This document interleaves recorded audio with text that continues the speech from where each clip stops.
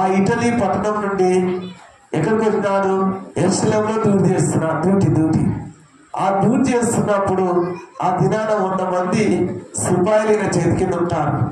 అయితే ఆ దినాన ఏమైందంటే ఇతడు ఆ ఇంటి వారితో కూడా ఇతడు మరి ఒక మంచి భక్తిపడు కాబట్టి ప్రార్థన చేస్తున్నాడు.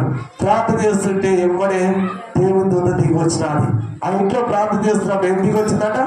దేవుని దూత దిగి వచ్చినాడు. ఆ దేవుని దూత దిగి వచ్చి అప్పుడు అంటున్నాడు, ఇదిగో కొన్నెల్లి, ఇదిగో నీ యొక్క ప్రార్థన దేవునికి వినబడ్డాది. నువ్వు ఎక్కువ మనుషులు పంపి అక్కడ ఇదిగో మరి అతను నీకు ప్రార్థన చేస్తాడు, అతన్ని ఇంట్లో వినిపించుకో దేవజనుడు అని చెప్పినాడు. అక్కడ చెప్తే ఇతడు ఏం చేసినాడు? సరే దేవుని మాట విన్నాడు.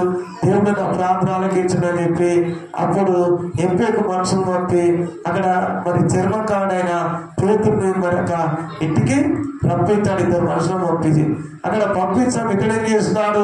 ఇదిగో ఆ పేతురు కొరకు ఇదిగో తనక మరి మా ఇంటికి వస్తుందని చెప్పి తన స్నేహితులు, తన బంధువులు, తన రక్త సంబంధము అందరినీ ఏం చేస్తున్నాడు? ఇంట్లోకి వినిపించుకున్నాడు. అంటే మా ఇంట్లో ప్రార్థన ఉంది రాండి అని చెప్పి. ఇతడు ఎవరంట? అన్ని జనుడు ప్రేమజనుడా, అన్ని జాతికి చెందినవాడు, దేవుడు అంటే పెరిగిన వాడు, ప్రార్థన అంటే తెలియదు కానీ ఏదో విధంగా ఆ 4 గంటలకు పొద్దున మధ్యాహ్నం సాయంత్రం ప్రార్థన చేసేవాడు.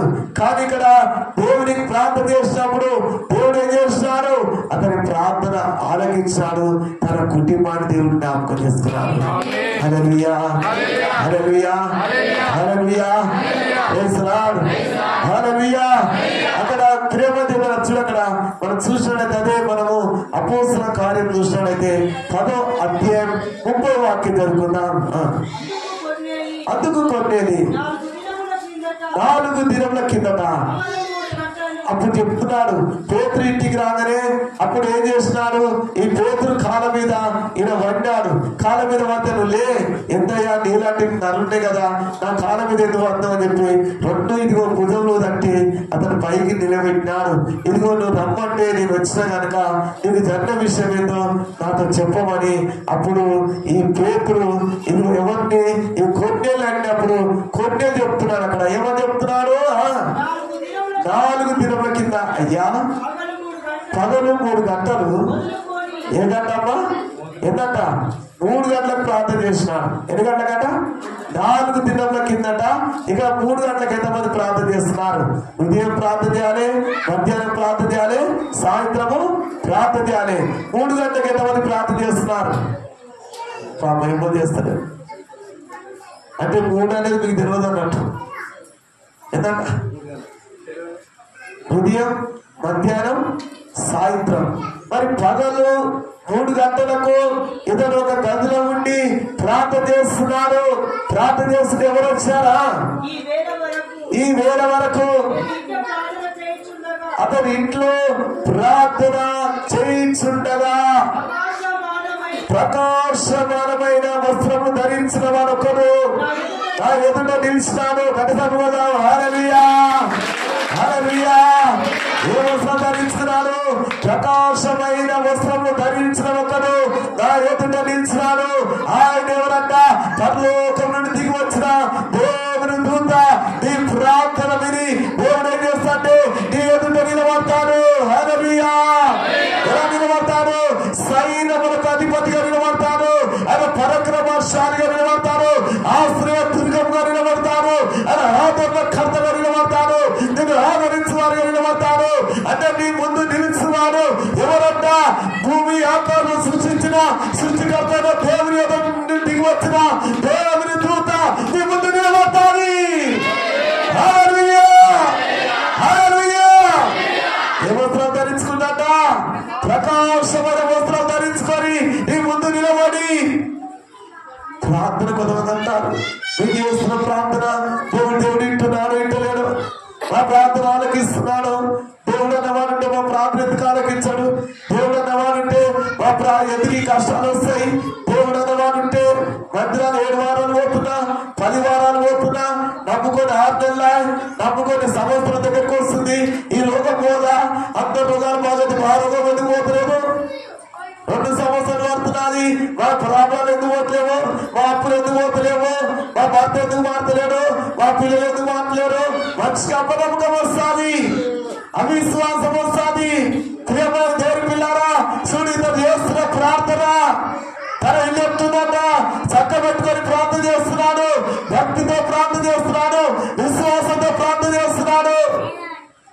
అంటే ఇతని ప్రార్థనలో ఎంత శక్తి ఉన్నదో ఒకసారి ఆలోచించండి.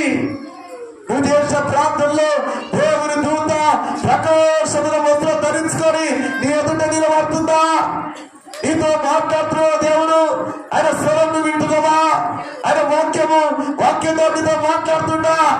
కనుల్లో మాట్లాడుతుండా, దర్శనంలో మాట్లాడుతుండా, స్వప్నంలో మాట్లాడుతుండా? ఎంతమంది దేవుని దర్శనం చూస్తున్నారు మందిరంలో? మీరు ఎంతమంది దేవుని బిడ్డలు దేవుని దర్శనాలు చూస్తారు? ఏం చూస్తారంట? దెయ్య కళలు అన్నారు, ఎవరో చచ్చిపోతే వారి కళలు అన్నారు. మా దెయ్యాలే మీ దెయ్యాలే, మన సోపదుండదు కాబట్టి కట్టరు, తప్పేమో. నిజమా కదా? చెప్పండి అమ్మా. మన సోపదుంటది ఏమని, ఏ స్ట్రమ్ వచ్చిండు నా కొరికే తిరిగి లేచిండు అని అనుకుంటే నిజంగా ఆయనే నీకు వస్తాను. అయ్యో మొన్న ఒక చచ్చిపోయింది, అది కళ్ళకు వచ్చింది, అది మరి సచ్చింది, ఏమైంది కంపొస్తా నాకు తెలుసు. దేవత నిజంగా దేవైన ఇదే పడతాడు. ఎవరు పడతాడు?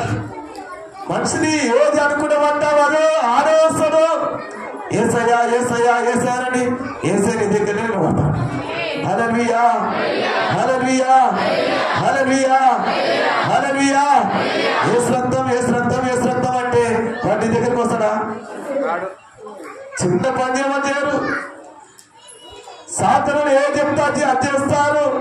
ప్రేమ దేవుళ్ళరా, ఇక్కడ దేవుని యొక్క ఇదిగో దూత దిగి వచ్చినది, ప్రకాశమైన వస్త్రాలు ధరించుకొని ఏం చేసి అక్కడికి వచ్చి ఏం చెప్తున్నాడు?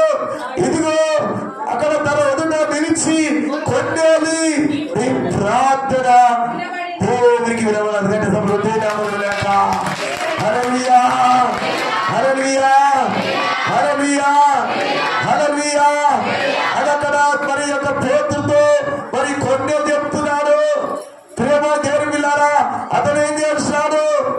తన బంధువులని, తన ముఖ్య స్నేహితులని పిలువనంపించి వారి కూడా కనిపెట్టుకుని ఉన్నాడు.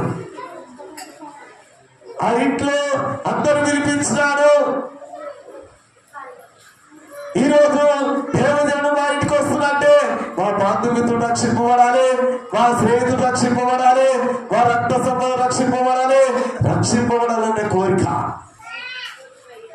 దేవుడు కొన్నేళ్ళని పిలిచి ఈ ప్రార్థన నాకు వినబడది, ఈ ధర్మ కార్యమును దేవుడు జ్ఞాపకము ఏదన్నా చదవా? దేవుని సముఖమందు జ్ఞాపకముంచబడి ఉండేవి కనుక చూసినవా, నువ్వు ఎద్దరికి వర్తమానం పంపి పేతులను మారిపేరుగా శ్రీమోను పిలిపింపు. అతడు సముద్రపు ధరిలున్న చర్మకాడైన శ్రీమోను ఇంట తీగి ఉన్నాడని నాతో చెప్పాను. వెంటనే నిన్ను పిలిపించి తిని నువ్వు వచ్చిందని మంచిదని ప్రభువు నీకు ఆజ్ఞాపించిన వినుటకై ఇప్పుడు మేమందరము దేవుని ఎదుట ఇక్కడ కూడి ఉన్నామని చెప్పారు. అందుకు పేతురు నోరు తెరిచి ఇలాగా నేను ఏమన్నాడు? దేవుడి పక్షపాతి కాని నిజముగా గ్రహించున్నాను. ప్రతి జనములోనూ ఆయనకు భయపడి నీతిగా నడుచుకున్న వారిని ఆయన అంగీకరించను. యేసుక్రీస్తు అందరికీ ప్రభువు. ఆయన ద్వారా దేవుడు సమాధానకరమైన సువార్త ప్రకటించి స్త్రీలకు పక్కువైన వర్తమానము యేసుక్రీస్తు అందరికీ ప్రభువు. ఈయన అన్యజనుడమ్మా, క్రైస్తవుడు కాదమ్మా. ఈయన ఇటలీ పట్టణం నుండి తన దేశం ఇచ్చిపెట్టినాడు. డ్యూటీ ఇదిగో యెరూషలేములో పడదని చెప్పి ఆ యెరూషలేములో ఇగో అక్కడ ప్రార్థన చేసినాడు. ఆ యెరూషలేము అనే పట్టణంలో ఆ ప్రార్థన చేసినప్పుడు దేవుని దూత స్వయంగా చూడు అక్కడ అన్నాడు, అయ్యా దేవుడు నా ఇల్లు జ్ఞాపకం చేసుకున్నాడు. హల్లెలూయా. దేవుడిని ఇల్లు జ్ఞాపకం చేసుకుంటున్నా. నీ ప్రార్థన దేవుని సముఖమందు జ్ఞాపకం ఉంచబడదా? నువ్వు చేసిన ప్రార్థన ఇక్కడ ఏమన్నా, అయ్యా నా ఇల్లు దేవుడు జ్ఞాపకం చేసుకున్నాడు, నా పిల్లల దేవుడు జ్ఞాపకం చేసుకున్నాడు, నా కుటుంబం దేవుడు జ్ఞాపకం చేసుకున్నాడు, నా జీవితాన్ని దేవుడు తెలుసు కనుక ఇదిగో నా ఇల్లు నేను చక్క పెట్టుకున్నాను. మీ ఇల్లు మీరు చక్క పెట్టుకోవాలి. ఎంతమంది పెట్టుకున్నారు? మీ ఇల్లు మీరు చక్క పెట్టి ఏ ఇల్లు అంటారు? ఎబ్రి రాష్ట్ర పత్రిక ఇదిగో మన 3వ అధ్యాయం అక్కడ మనం 2, 3 చదువుకున్నాం. సమస్త కట్టువాడు దేవుడు కనుక ఎవరైనా ఒక చేత ఇల్లు కట్టబడును.